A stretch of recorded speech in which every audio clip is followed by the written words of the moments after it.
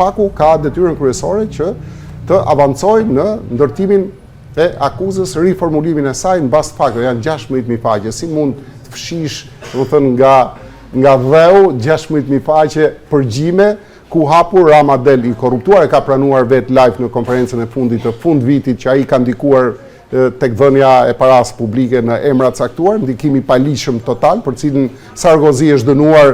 në çështjen L'Oreal disa vite, pastaj edhe me çështjen e Libanit, dhe në këtë rast Rama, më thënë, pret kundër përgjigjen. Sa më shumë me Zjaspaku rritet makthi i tij në fakt, por ai duhet ta di dhe di shumë mirë që kërkon të frenojë hetimin që përfshin dhe